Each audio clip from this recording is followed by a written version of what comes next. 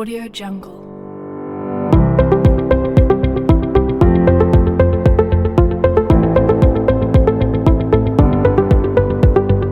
Audio Jungle.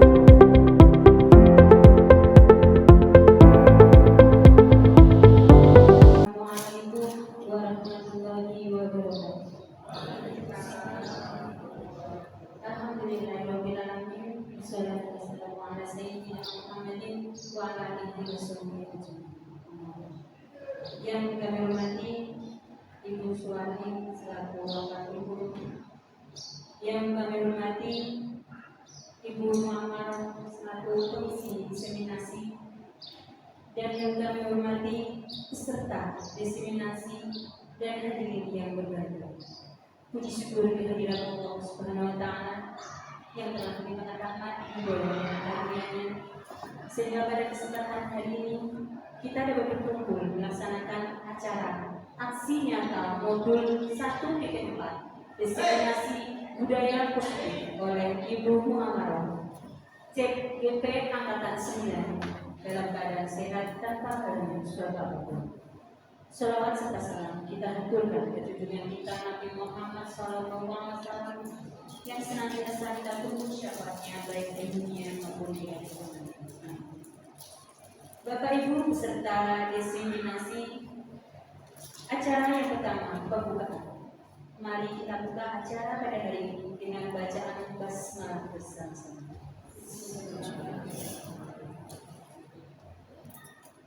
Bapak Ibu yang kami hormati, acara yang kedua, sambutan kepala sekolah yang akan diwakilkan oleh wakil guru kepada Ibu Surati dipersilakan.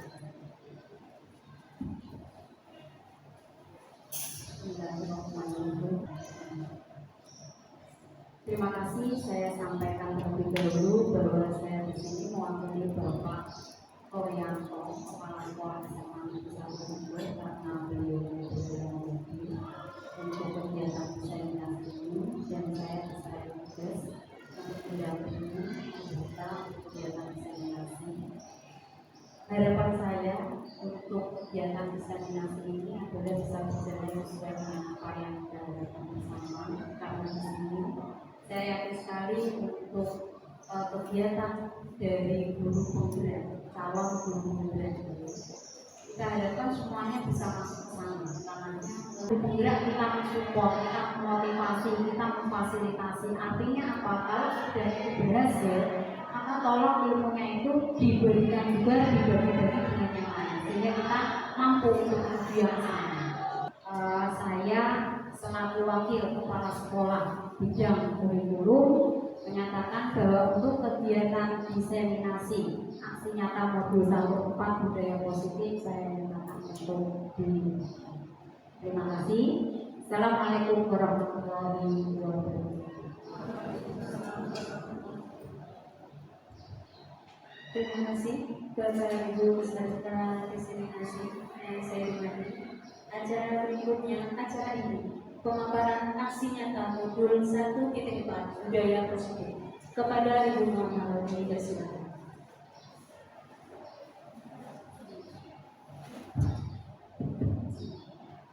Assalamualaikum warahmatullahi wabarakatuh.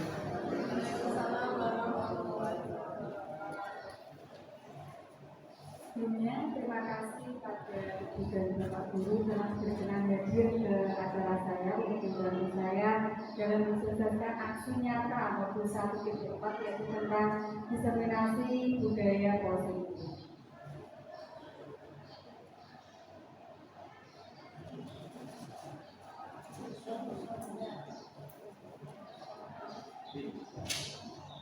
Di sini saya tidak ingin menggurui diri sendiri, jadi saya hanya ingin menjadi pohon yang berbuah.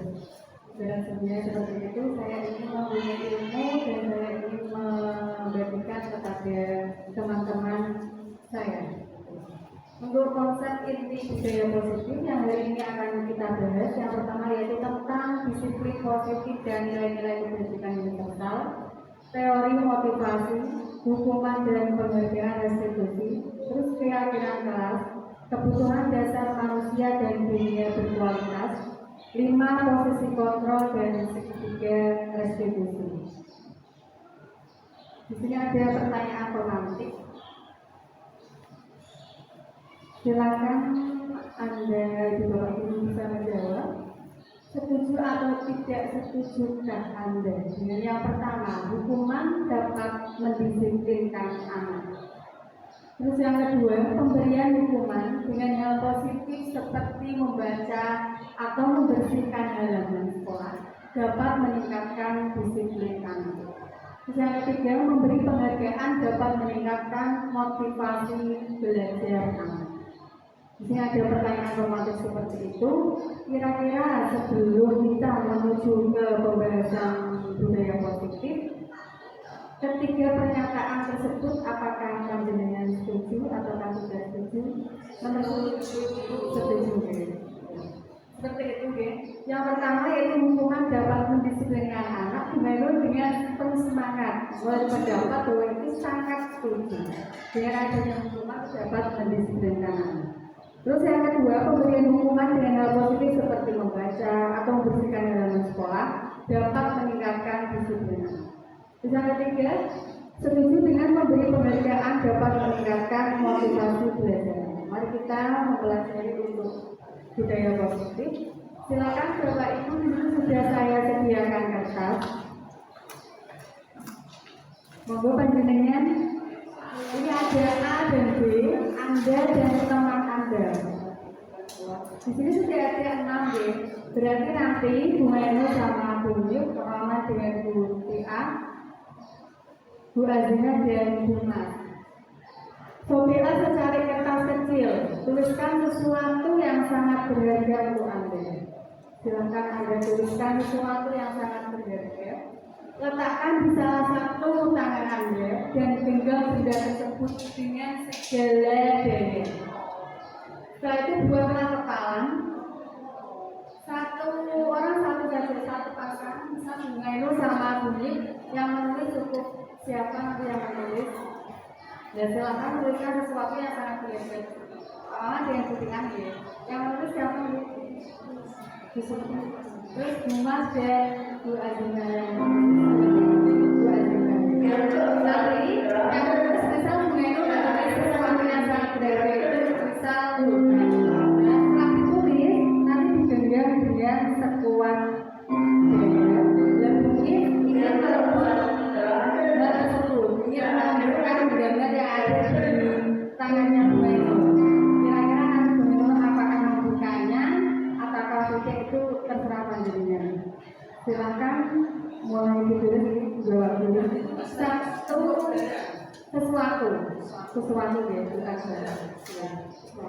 sangatnya untuk merayu dan merayu tentang mengerti tentang mengancam tentang memukul segala dewa agar yang memberikan itu memberikan. Saya memberikan orang bisa. Bisa pakai ini? Boleh. Silakan mungkin apa yang mau mengertinya?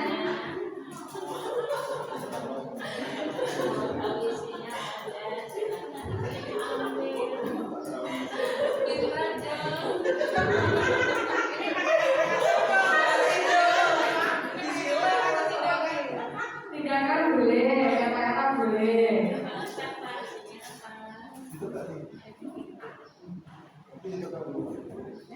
Oke, silakan untuk Bungaino. Apakah memberikannya kepada Bumi Flora? Tidak. Dengan permintaan. Yang dilakukan Bumi Flora apa yang saya dirayu. Sudah merayu. Alasannya kenapa nggak dengan kok tidak diberikan? Privasi Bu.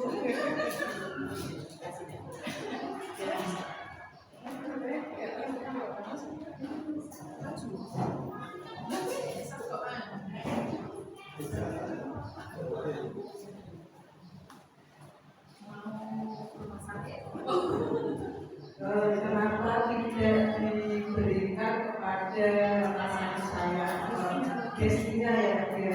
Alasannya adalah yang dituliskan di dalam kertas yang saya buat ini adalah bagian dari bagian dari status juga makanya tidak boleh dibagi atau diberikan kepada silakan dibuka. Terima kasih.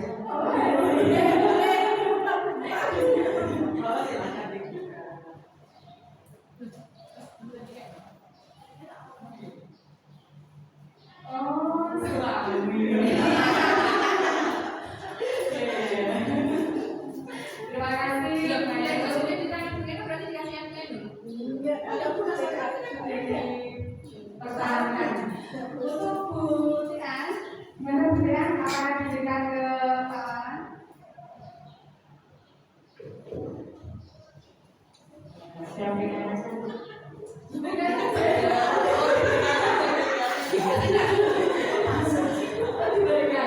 Sampai dibuka Pak.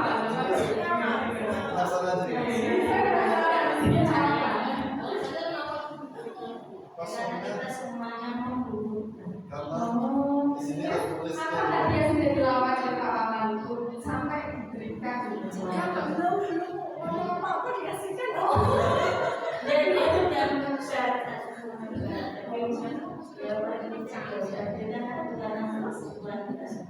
Oh, seperti itu. Berarti saling berbagi ya, Bu. Oh, iya. Ilmu ya? Oh, iya. Terima kasih sudah Wawan. Selanjutnya untuk selanjutnya yang membuat akhir. Apakah tadi memberikan selanjutnya? Selanjutnya tidak memberikan suatu tersebut kepada membuat akhir. Yang sudah dilakukan masa tadi apa tadi?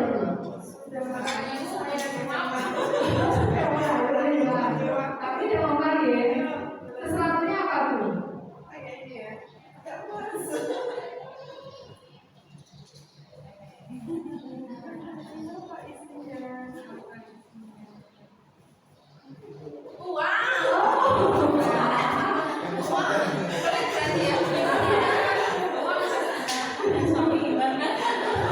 Kita tidak bisa terkontrol oleh orang lain. Ini ada suatu ilusi. Ilusi guru mengontrol murid itu adalah hal ilusi. Karena kita tidak dapat memaksa murid untuk berbuat sesuatu. Ilusi berupa kritik dan membuat orang merasa bersalah dapat menguatkan karakter. Yang benar itu menggunakan kritik dan rasa bersalah untuk mengontrol murid menuju pada identitas gagal. Jadi tidak ada identitas sukses, tapi mereka akan mengalami kegagalan. Ilusi bahwa semua penguatan positif, efektif dan bermanfaat. Penguatan positif atau bujukan adalah bentuk kontrol. Segala usaha untuk mempengaruhi murid agar mengulangi suatu perilaku tertentu adalah usaha mengontrol murid. Ilusi bahwa orang dewasa memiliki hak untuk memaksa itu adalah ilusi. Perilaku memaksa tidak efektif untuk jangka waktu panjang.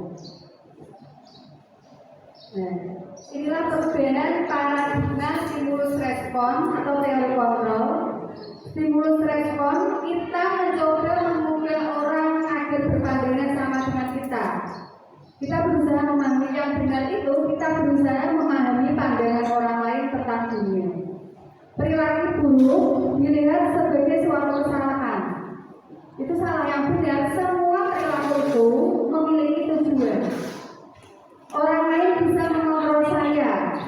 Tidak, itu salah. Yang benar hanya Anda yang bisa mengontrol diri Anda. Saya bisa mengontrol orang lain. Anda tidak bisa mengontrol orang lain. Pemaksaan ada pada saat bujukan gagal. Kolaborasi dan konsensus menciptakan pilihan-pilihan baru. Terus ada model berpikir menang kalah, padahal yang benar itu model berpikir semua menang-menang. Di sini ada makna disiplin. Ketika panjenengan mendengar kata disiplin, kira-kira apa yang ada di dalamnya? Panjenengan. Disiplin. Disiplin berarti patuh, sesuai aturan, taat. Di sini disiplin itu membuat orang menggali potensinya menuju sebuah tujuan. Tujuan disiplin adalah murid bisa bertanggung jawab terhadap apa yang dilakukannya karena mendasarkan tindakan pada nilai kebajikan universal. Namun dalam budaya kita, makna kata disiplin telah berubah menjadi sesuatu yang dilakukan seseorang pada orang lain untuk mendapatkan kepatuhan. Kecenderungan umum adalah menghubungkan kata disiplin dengan ketidaknyamanan, bukan dengan apa yang kita hargai. Ini ada nilai-nilai kebajikan universal yang biasanya itu di sekolah kita itu masuk ke dalam profil pelajar Pancasila. Ada berapa banyak sih profil pelajar Pancasila? Ada berapa? Pak Kawin, berapa?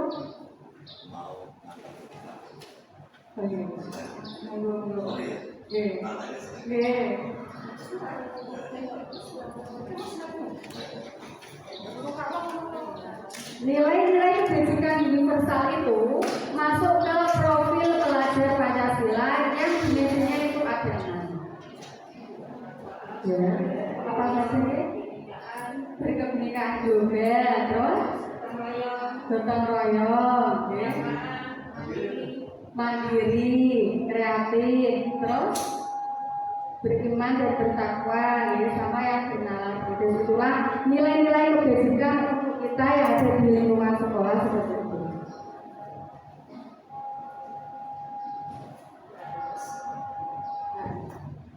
Ini pasti pernah kita lakukan, ya. Silakan diamati. Di situ ada sebagai seorang guru, ada yang hadir mengajar di kelas tepat waktu. Kira-kira motivasi apakah yang mendasari tindakan Anda? Apakah Anda datang tepat waktu karena tidak ingin ditegur oleh atasan dan kemudian mendapat surat peringatan, atau Anda ingin mendapatkan pujian, atau Anda ingin menjadi orang yang menghargai waktu, menghargai diri Anda sendiri sebagai teladan bagi? Kira-kira motivasi panjenengan apa kalau hadir tepat waktu?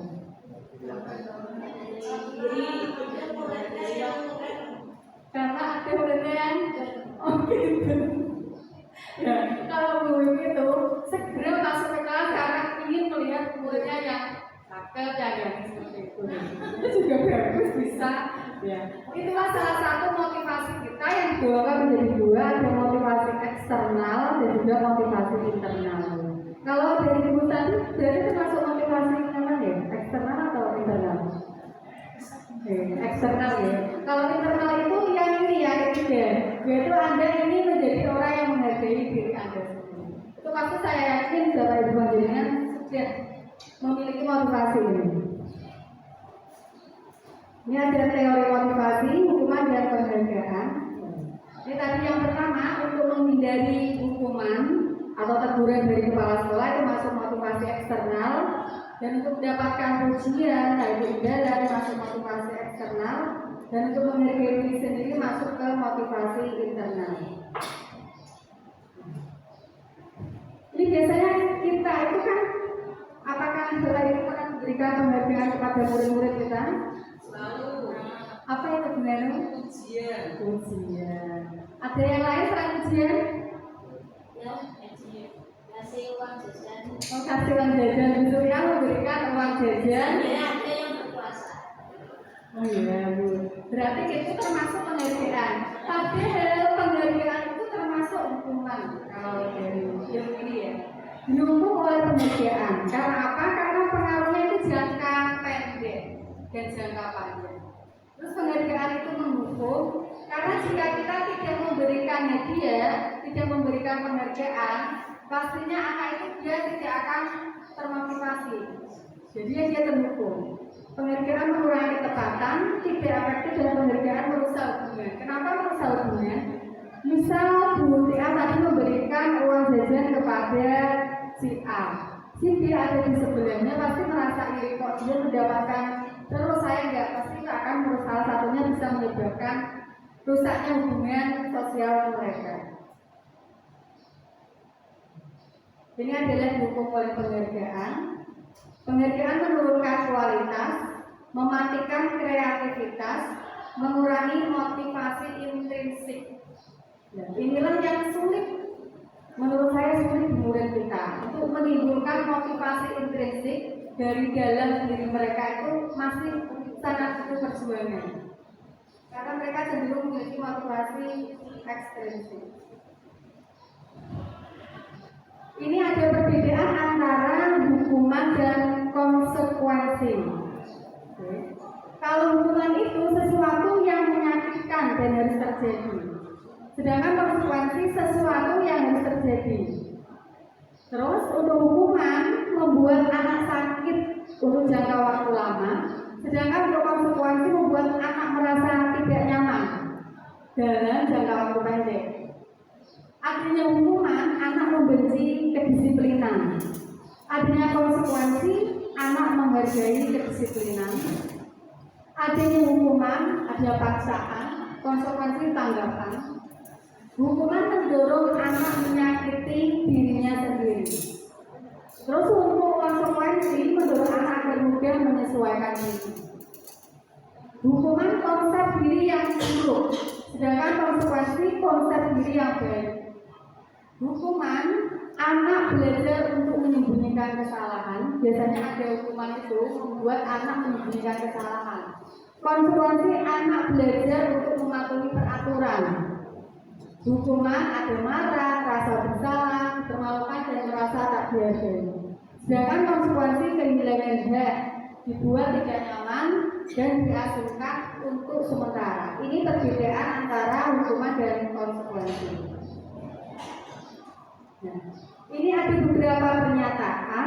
Nanti silakan Ibu dan Bapak Guru untuk menentukan apakah pernyataan tersebut itu termasuk hukuman ataukah konsekuensi.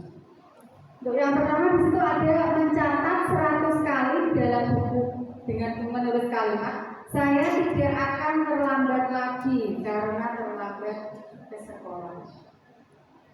Kira-kira nomor 1 itu yang mencatat 100 kali di dalam buku itu termasuk hukuman ataukah konsekuensi ini? Konsekuensi. Terus yang kedua, lari mengelilingi lapangan basket 2 kali karena terlambat hadir di sekolah. Masuk hukuman. Murid diminta untuk push up 15 kali karena tidak menggunakan masker ke sekolah. Menggantikan kertas tugas teman yang telah dicoret-coret. Konsekuensi, membersihkan tumpahan air di meja tulis karena tersenggol pada saat belajar. Konsekuensi, murid disuruh untuk mengenakan sepatu seharian di sekolah karena tidak mengenakan sepatu hitam. Masuk hukuman. Lari mengelilingi lapangan basket 2 kali karena terlambat 10 menit untuk pelajaran PCOK. Silakan kita lihat ini di sini. Yang mencatat 100 kali itu masuk ke dalam hukuman. Terus untuk yang lari mengelilingi hukuman. Untuk murid yang push up itu juga hukuman. Yang menggantikan kertas konsekuensi. Membersihkan tumpahan air konsekuensi, murid disuruh untuk tidak mengenakan sepatu seharian hukuman, dan yang PCOK konsekuensi.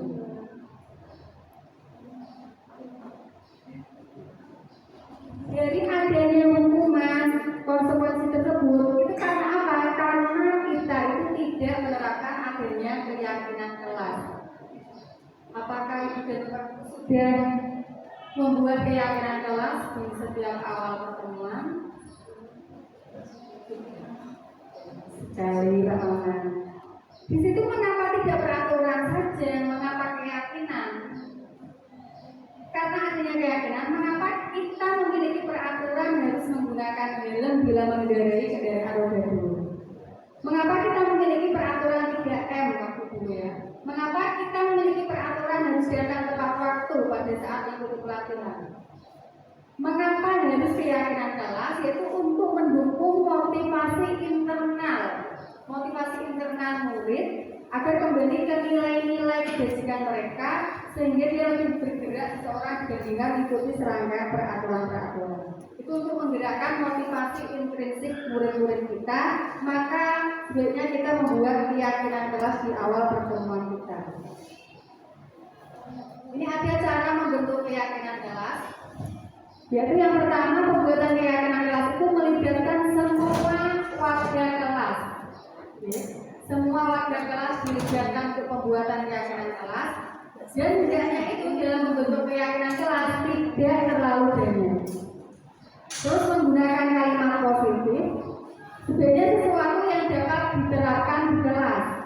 Perlu adanya tinjauan kembali dari waktu ke waktu agar tetap relevan. Jadi keyakinan kelas tersebut tidak aja bisa berubah sewaktu-waktu tergantung keadaan. Di sini sudah saya terapkan di 10.5.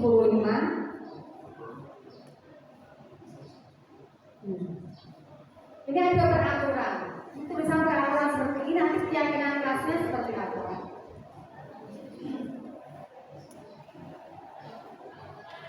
Keyakinan kelas itu biasanya menggunakan kalimat yang singkat dan positif. Selalu kembalikan buku ke tempatnya, itu termasuk tanggung jawab. Dilarang mengganggu orang lain, berarti menghormati orang lain. Hadir di sekolah 15 menit sebelum pembelajaran dimulai, menghormati orang lain dan juga berkomitmen. Dilarang melakukan kekerasan, itu termasuk keyakinan kelas keselamatan dan juga menghormati orang lain. Dilarang menggunakan narkoba, masuk keyakinan kelas kesehatan. Bergantian atau menunggu giliran untuk menghormati orang lain atau bersabar. Terus jangan berlari di kelas atau koridor, masuk keselamatan dan keamanan. Ini keyakinan kelas yang sudah saya terapkan di 10.5. Ada berkomitmen, saling menghormati, bertanggung jawab, mengucapkan tolong dan terima kasih, belajar dan bermain dengan aman, gigih dan melaksanakan yang terbaik. Dalam pembentukan keyakinan kelas ini, semua siswa diminta untuk berpendapat, mencurahkan pendapatnya, kira-kira mereka ingin membuat keyakinan kelas yang seperti apa. Setelah itu kita tempelkan di papan tulis, kita pilih mana yang relevan. Kita ambil, mungkin hanya 6 atau 5, kita ambil, terus kita sesuaikan, kita buat poster, bahwa itu termasuk keyakinan kelas mereka. Setelah keyakinan kelas, kita masuk ke kebutuhan dasar manusia. Di sini ada 4 ya, kebutuhan dasar manusia, yaitu kita ada kebutuhan kasih sayang dan rasa diterima, penguasaan, kesenangan, dan kebebasan. Ini ada suatu peristiwa. Dinda seorang anak kelas 3 SD. Begitu tiba di rumah, sepulang dari sekolah, menangis dan mengaku pada ibunya bahwa dia benci pada ibu Rani, yaitu ibunya. Menurut Anda, apa yang berusaha dipenuhi oleh Dinda? Jika jawabannya nanti seperti ini. Ini jawaban Dinda. Dinda nangis pulang sekolah terus ngadu ke ibunya. Ditanya ibunya, ternyata Dinda menjawab, ibu guru bilang aku tidak boleh bersenandung sewaktu mengerjakan tugas. Katanya kelas harus tenang, tidak ada suara. Kan nggak seru jadinya. Itu termasuk kebutuhan dasar apa ya?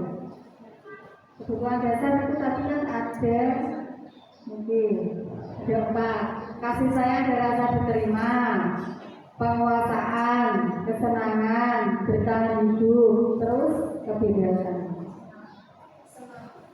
Termasuk serangan ya.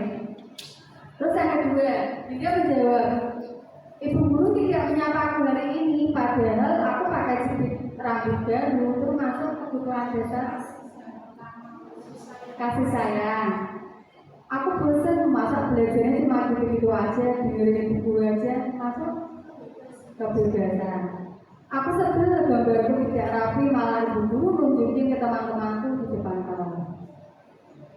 Ini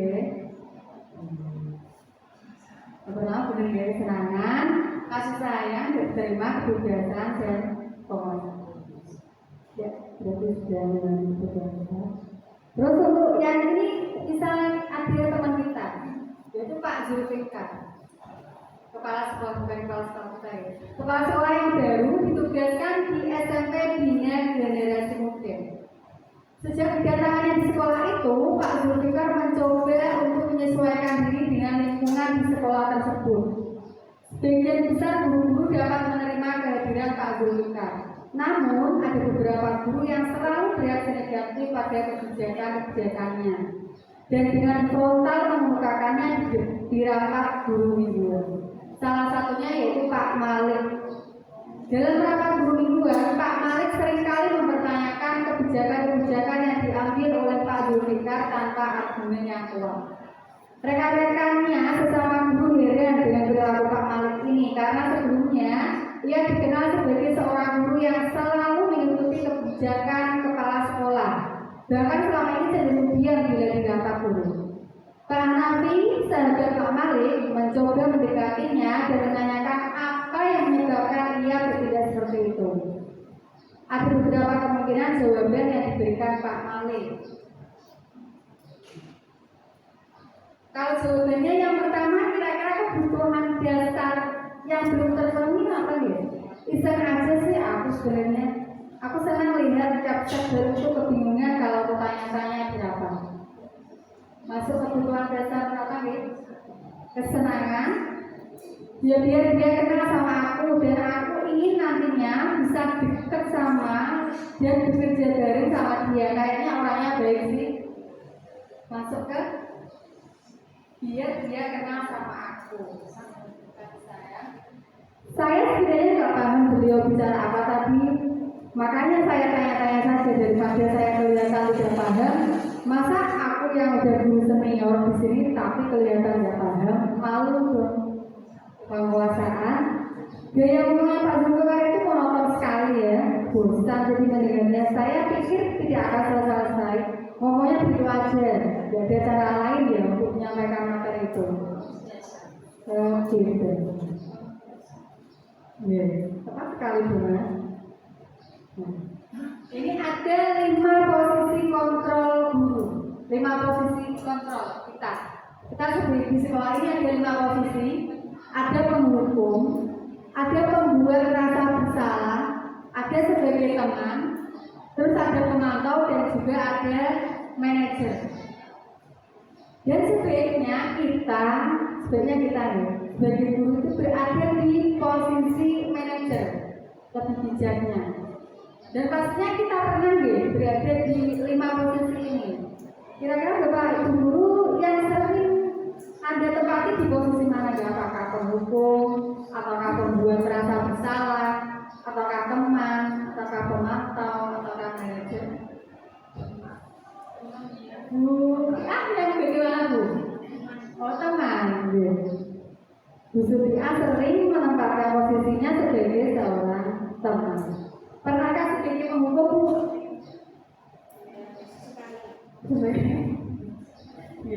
Bagus. Di sini setidaknya kita berada di posisi pemantau kalau kita belum bisa berada di posisi manajer. Nah ini ada video. Di situ nanti ada siswa yang terlambat dan guru itu nanti ada yang berperan sebagai penghukum, teman. Nanti kita bisa bedakan. Kira-kira lebih tepatnya kita berada di posisi kontrol yang berbeda.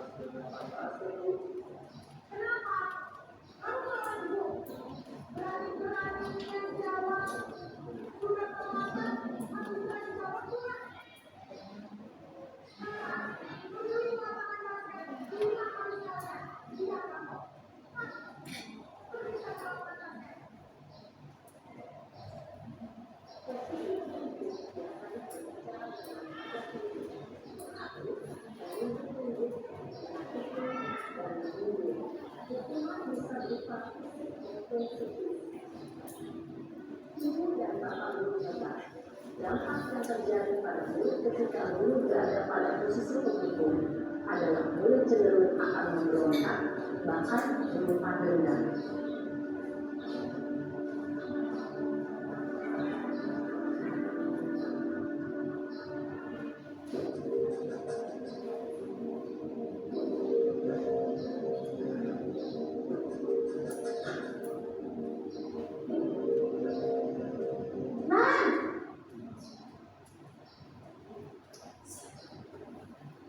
Selamat pagi, Bu.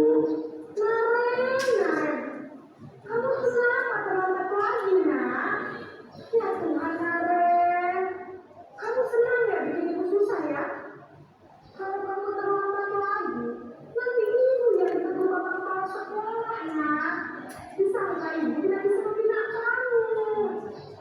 Duh, gimana ini? Maaf, Bu. Duh, Gusti Naren, kamu suka ya kalau ibu tegur bapak kepala sekolah? Terus, sekarang ibu harus tulis apa ini di buku absen? Ini kamu sudah sering terlambat loh. Ibu harus apa coba? Maaf, Bu. Maaf sekali. Ya sudah, lain kali jangan bikin ibu susah lagi ya nak ya.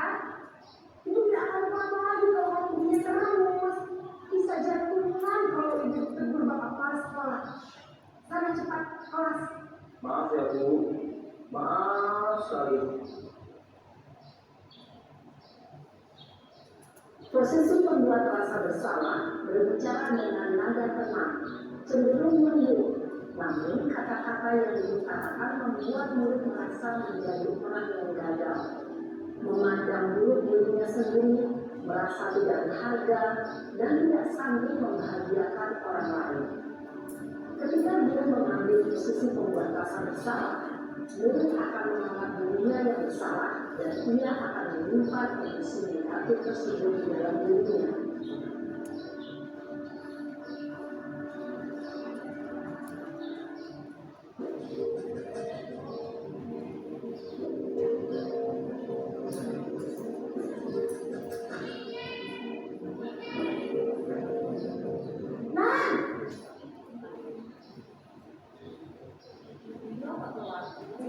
Selamat pagi, Bu. Wah, sudah jam berapa ini, Nak? Terlambat lagi ya sayang. Iya, Bu.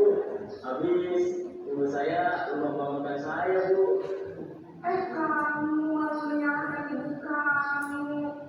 Kamu bukannya anak yang paling kencang. Kok terlambat sih? Iya, Bu. Saya memang terlambat bangun tadi. Jadi, biarpun saya lagi kencang, tetap nggak kencang, Bu. Ya sudah sana mandi lain kali yang lebih kencang lagi ya. Biar gak terlambat lagi. Bikin senang ibu demi ibu. Bisa kan? Bisa lah, Bu. Ya sudah sana sekolah. Beresin urusan absen kamu. Kamu ini ada-ada saja. Dalam persidangan, guru berbicara dengan nada suara akrab, cenderung bersenda gurau untuk menjaga suasana tetap santai. Murid akan merasa senang, aman, dan akrab dengan guru. Identitas yang tercipta adalah identitas sukses atau berhasil. Namun, kemungkinan karena ini masih dorongan eksternal, maka ada faktor ketergantungan dari murid kepada orang tertentu. Di sini, guru absennya, sehingga di lain waktu, murid bisa berperilaku baik, namun hanya kepada orang-orang tertentu saja.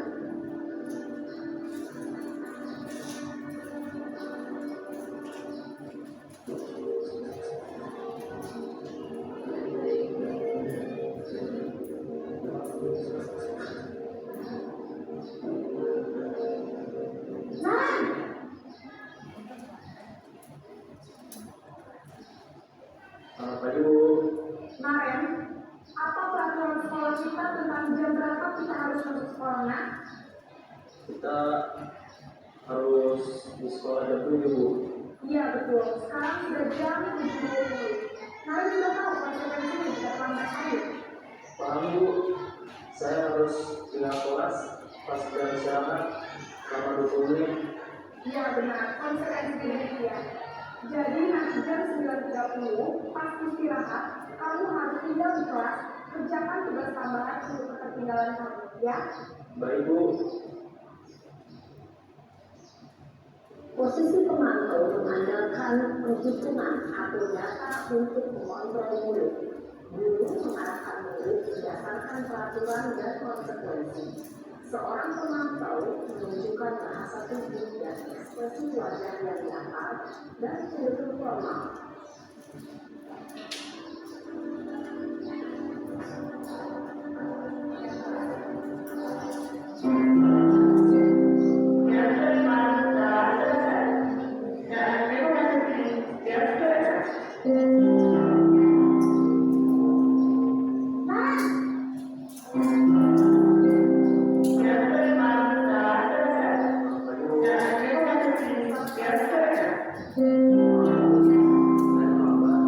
Ya, sekolah masuknya jam 7, sekarang sudah jam 7.20. Jadi sekarang bagaimana ya, Kak? Maaf Bu, saya lupa saya semalam. Baiklah, menurut kamu, keyakinan sekolah yang mana yang perlu kamu tingkatkan? Menghargai diri sendiri dan orang lain mungkin ya Bu. Setuju. Jadi, apakah hal yang meyakini prinsip saling menghormati tersebut? Iya Bu, saya meyakininya. Apakah hal yang bersedia memperbaiki masalah keterlambatan ini? Bersedia Bu. Bagaimana kamu akan perbaiki masalah keterlambatan ini? Saya akan coba untuk tidak lupa menyetel alat saya Bu.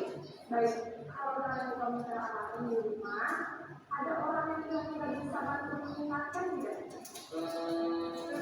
Ada Bu, kata saya, Kak Emma. Ada lagi selain Kak Emma?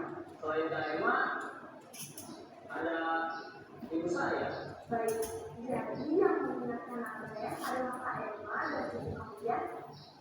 Kira-kira akan mulai ke arah kapan kemarin? Pelan-pelan akan segera saya lakukan. Baik, jadi kalian akan setel alarm untuk bangun besok pagi dan akan diingatkan oleh kakak dan ibu dan kalian. Ada lagi yang perlu dilakukan kalian agar tidak terlambat lagi. Tidak ada Bu. Baik, terima kasih untuk bersama kami. Sekarang kami kembali ke waktu belajar. Baik Bu, terima kasih.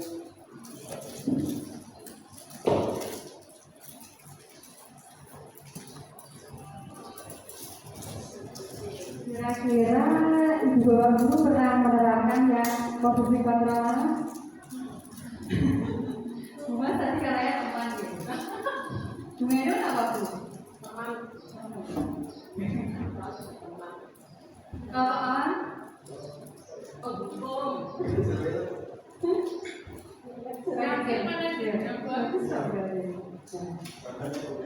Itulah 5 posisi kontrol kita dalam menangani masalah-masalah medis ya. Sebaiknya kita menanyakan keyakinan-keyakinan. Kalau tidak keyakinan ya kita rahasia ke bawah yaitu menanyakan peraturan-peraturan dan konsekuensi-konsekuensinya. Sekarang kita ke restitusi. Restitusi adalah proses menciptakan kondisi bagi murid untuk memperbaiki kesalahan mereka. Ini ada perbedaan hukuman, konsekuensi, dan yang paling bagus yaitu restitusi. Di guru pembelajaran ini memang pada dasarnya pembelajaran kita tuh difokuskan kepada murid. Murid salahnya seperti apa itu bukan salah, tapi itu adalah kebutuhan dasar mereka yang kurang terpenuhi. Di sini ada 9 ciri-ciri restitusi. Yang pertama bukan untuk menebus kesalahan, namun untuk belajar dari kesalahan. Yang kedua perbaiki hubungan. Yang ketiga tawaran bukan paksaan. Yang keempat restitusi menuntun untuk melihat ke dalam diri. 5. Restitusi mencari kebutuhan dasar yang mendasari tindakan. Yang keenam restitusi adalah cara yang paling baik. 7. Restitusi fokus pada karakter bukan tindakan. Yang 8. Restitusi fokus pada solusi. Dan yang terakhir restitusi mengembalikan murid yang berbuat salah pada kelompoknya. Ini yang biasanya nanti bisa kita terapkan dalam menyelesaikan permasalahan-permasalahan yang ada murid, yaitu sering segitiga restitusi. Langkah yang pertama yaitu kita menstabilkan identitas. Yang kedua yaitu validasi kebutuhan, dan yang terakhir adalah menanyakan keyakinan. Untuk menstabilkan identitas, guru bisa membuat atau bisa mengeluarkan kata-kata seperti ini. Berbuat salah itu hal yang manusiawi. Tidak ada manusia yang sempurna. Inilah kata-kata yang biasanya digunakan guru ketika menyelesaikan permasalahan dengan murid, yaitu menstabilkan identitas. Terus untuk yang validasi kebutuhan, ini yang kata-kata biasanya dikeluarkan. Kamu bisa saja kamu melakukan hal yang lebih buruk, tapi kamu tidak melakukannya kan. Dan inilah beberapa percakapan ketika melakukan segitiga restitusi. Dan yang paling akhir itu biasanya di sini guru jarang menerapkan karena itu menanyakan keyakinan. Karena keyakinan itu kan dibuat dengan murid. Murid sudah mengeluarkan keyakinan mereka atau motivasi internal mereka, sehingga jika suatu hari kita menanyakan hal tersebut kepada murid yang bersalah, oh ya benar dulu saya pernah menuliskan keyakinan seperti ini, maka dari situ bisa dianggap bahwa ketika kita berperan sebagai posisi kontrol manager itu akan lebih manusiawi, lebih membuat anak merasa nyaman menceritakan permasalahan yang ada daripada kita berada di posisi penghukum. Ini sudah saya terapkan penerapan segitiga restitusi di kelas saya. Salah satunya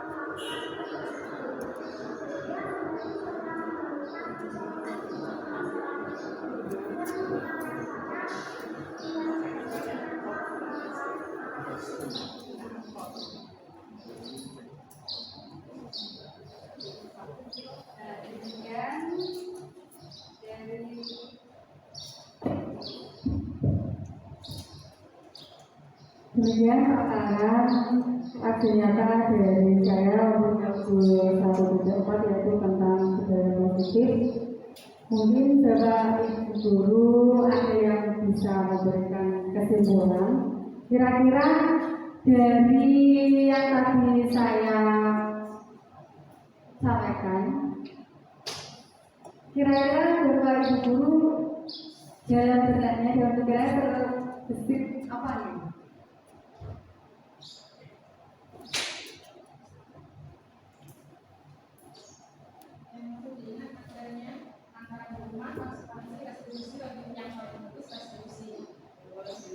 Berarti yang paling bagus adalah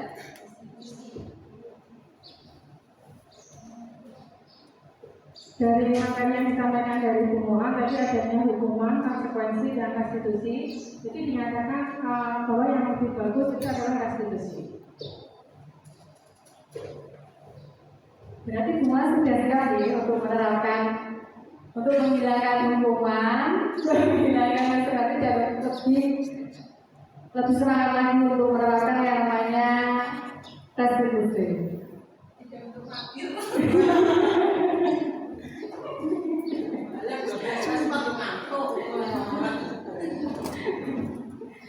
Demikian ya, itu ada siswa tepat sekali, berarti perlu diperhatikan Fatir, yo, itu kalian saya ajar di sini. 10.5. Ya. Apakah ada yang mau ditanyakan untuk disampaikan pada hari ini? Ternyata yang kita lakukan selama ini belum, karena kita kan juga manusia biasa. Memang kita untuk menjadi sempurna itu sangat sulit sekali. Saya mempelajari ini sangat benar-benar sangat, ternyata guru selama ini yang saya lakukan itu memang sangat jauh dari kata sempurna. Saya belum bisa menguasai yang namanya pembelajaran yang berpihak pada murid itu memang benar-benar saya harus belajar dan belajar lagi untuk bisa menjadi seorang guru yang sesuai dengan program dari guru pembelajaran. Selanjutnya saya kembalikan ke pembawa acara.